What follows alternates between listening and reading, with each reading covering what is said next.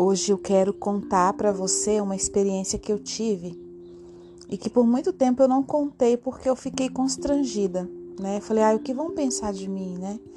Mas aí já passei dessa fase.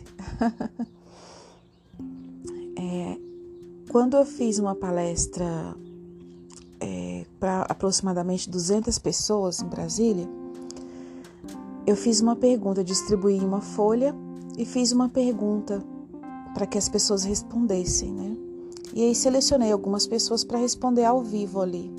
Perguntei assim, olha, para quem acredita no céu, acredita que vai um dia para algum lugar melhor, o que você gostaria de saber ou de dizer quando você estiver frente a frente com Deus? O que você gostaria de saber? O que você quer fazer? E aí algumas diziam assim, eu quero sentir paz. A outra, eu quero pedir perdão. A outra, eu quero abraçar. A outra, foram falando, né? De modo que todas as coisas que elas falaram, elas já podem fazer agora. Elas não precisam deixar para depois. E aí foi o que eu falei para elas, né? Fazer agora. Se a pessoa falar, eu quero pedir perdão, ela está vivendo na culpa, né? Eu quero saber sobre isso, saber sobre aquilo, ela tem como saber.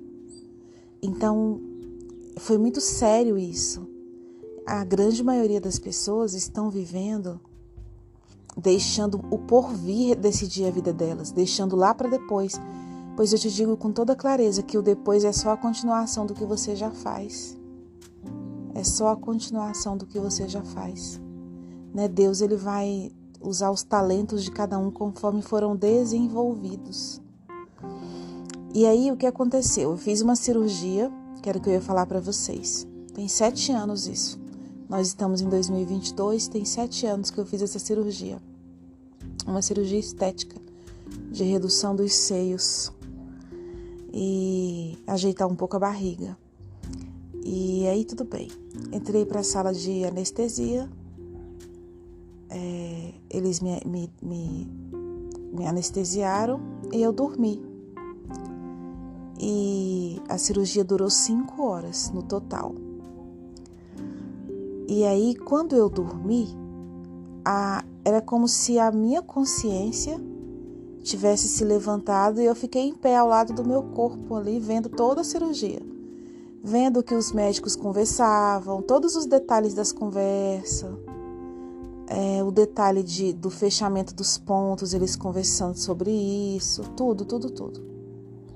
E aí vi umas outras pessoas entrando na sala, saindo, embora eles disseram depois que ninguém entrou e ninguém saiu, mas eu vi algumas pessoas passeando ali, né? Alguns conversando na recepção. E aí, quando foi para eu voltar, eles tiveram dificuldade de me fazer voltar, e aí rapidinho conseguiram resolver. E aí quando eu acordei, a primeira coisa que eu falei foi, mas você não fez isso, você prometeu para mim que ia fazer um detalhe lá. Aí ele falou assim, é porque o tempo de anestesia estava curto. E eu falei, não, você disse que não ia fazer porque quando eu voltasse para fazer outra coisa, você faria. Então ele percebeu algo estranho. Depois eu falei para ele que eu tinha visto tudo. E ele disse assim, eu já vi falar nisso em livros, que tem pessoas que não conseguem desligar, né? E eu tinha visto. Eu já fiz outros procedimentos que eu não me lembro de ter visto muita coisa, mas alguma coisinha sim. E uma última cirurgia que eu fiz, todas as cirurgias que eu fiz foram por opcional, né? Não foi nenhuma, tem que fazer isso, não morre. Não, eu que quis. Eu vi alguém entrando na sala, trazendo umas bolsas, saindo, aquela coisa toda. Então, tem algumas pessoas que dizem assim, tem alguns livros que falam que é experiência de quase morte. Eles relatam as mesmas coisas, né? Que é a EQM. Eles relatam as mesmas coisas. Gente que ficou em coma profundo, gente que teve parada cardíaca e que não voltou por alguns minutos, voltou depois. Ou seja, a pessoa foi morta mesmo. Eles relatam assim, quando eu estava morto ou morta, inclusive pessoas ateias que não acreditam em nada, né? Cientistas, isso tem em vários livros. quando eu estava morta, meu corpo levitou, saiu e eu fiquei vendo as pessoas ali tentando me ressuscitar. Fiquei andando pelo hospital e tudo, fiquei naquele momento ali. Então significa que quando você morre, você continua igual ali, vivendo, sentindo por um tempo, né? É por um tempo. Por alguns instantes, alguns momentos, né? Alguns dias. E aí, o espírito vai para Deus, mas a alma, ela permanece naquela situação ali. Então, quando uma pessoa fala assim, quando eu morrer, eu quero fazer isso, fazer aquilo. Então, você tem que fazer isso agora. Gente, a morte é certa. Não tem outra certeza. Ela é certa. Não adianta ficar, não quero falar desse assunto. Ok, mas ele não vai deixar de chegar, né? Então, a gente precisa viver agora o que a gente quer viver depois. Agora. Eu tenho que trabalhar? Tenho, mas eu tenho que também desenvolver o meu ministério, o meu dom, o meu talento. E se eu não sei qual que é ele, eu vou sendo o mais autêntico e original na minha história. Eu não posso me vender apenas por horas de trabalho. Eu não posso continuar sentindo os prazeres que são de curto prazo e isso me bastar, né? Existe uma necessidade de evolução e de crescimento, né? Você querendo ou não, e é aqui, e é agora, é sua única oportunidade. Uma moça falou, não é a única não, eu vou ter várias vidas. Eu falei, tu não se lembra, então faz de conta que essa é a única, né? E eu não trabalho com essa possibilidade, mas ela trabalha. Eu digo, então faz de conta que é a última para ti, porque tu não lembra. Então, né, ao homem é dado morrer uma só vez.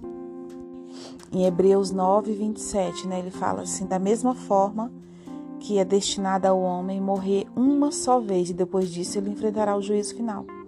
Então, cada um acredita no que quer, não é? Eu quero trazer essa reflexão para você, só para você entender que não existe uma possibilidade de depois ser incrível se aqui já não é. De depois você ser honesto, se aqui você já não é. Depois você ter uma santidade, se aqui você já não tem. Qual é a sensação de estar no céu? De estar em várias moradas como é, né? Vamos supor que seja no quarto plano, quinto, sei lá, na parte que os anjos ficam. A sensação é de uma alegria constante, plena, uma satisfação plena, algo incrível, indescritível. Você não precisa sorrir para você estar feliz. E você também não precisa falar e você entende tudo de todo mundo. É como se fosse permeável. E é uma alegria inefável. É algo muito grandioso e muito maior de tudo que você já viu. É como se o planeta Terra ficasse bem pequenininho e isso tudo fosse gigantesco.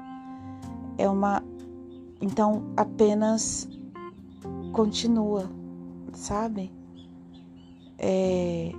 Eu disse uma vez, né, numa experiência dessa, eu me vi no céu e eu disse, e agora o que eu faço? Ele é a mesma coisa, seu lugar é aqui. E eu cuidava de pessoas. Então, é só uma pequena reflexão que eu trouxe para você. Você não precisa acreditar nisso, você é livre. Mas é importante você entender que o relato de tantas pessoas que nunca se conheceram, de vários credos religiosos, não pode ser ignorado, né? Não pode ser. Alguma verdade há nisso. Alguma verdade há nisso. Então pense nesse assunto. Que tipo de vida você tem levado e o que você gostaria de encontrar depois. É a mesma coisa de você estar no relacionamento, ele tá horrível, horrível. Aí você fala assim, no próximo relacionamento vai ser ótimo. Não, não vai não. Não vai não. É só no começo que é o fator novidade. Depois ele volta ao mesmo estado anterior. Então precisa consertar agora, nesse momento. Tendo a vida que você gostaria, de verdade, com alegria, com paz, com satisfação e com colaboração com o outro também. Quando você encaminha um devocional desse, você está colaborando. Respira profundamente. Eu sempre deixo você aí na interrogação para que você se questione. Respira. Hoje eu estou um pouquinho atrasada. Vamos adiantar nossa oração, tá bom? Ai, Espírito Santo, louvado seja o seu nome. Muito obrigada por todas as experiências incríveis que o Senhor nos permite ter. E muito obrigada principalmente pelas que a gente se lembra, porque sabemos que temos muitas experiências que não nos lembramos. Senhor, me prepara para ver o céu de uma maneira que seja orgânica, ou seja, que seja colaborativa, que não seja apenas para satisfazer a minha própria vontade, o meu ego. Que o Senhor possa abençoar a nossa vida aqui nessa terra, que ela possa ser longa e em paz.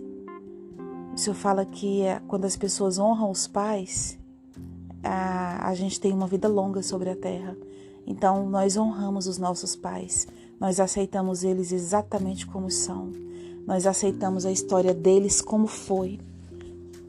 Nós saímos da posição de julgamento, de dó, de querer melhorar alguma coisa e aceitamos, para que com isso a gente tenha uma vida longa e próspera aqui. Não é brincadeira tudo que a gente tem vivido, tudo que o Senhor tem mostrado, e nós nos dispomos a crescer e evoluir. Em nome do Senhor Jesus, pela fé, nós já agradecemos por toda a nossa saúde, por nossa família. Abençoamos as pessoas que estão no nosso convívio. Agradecemos por termos dinheiro guardado. Agradecemos por termos nossa família blindada e protegida. E pelo nosso casamento ser uma bênção. Nós já agradecemos. Em nome do Senhor Jesus. Compartilhe aí com 10 amigas. Me segue no Instagram, @acleocosta. E até amanhã.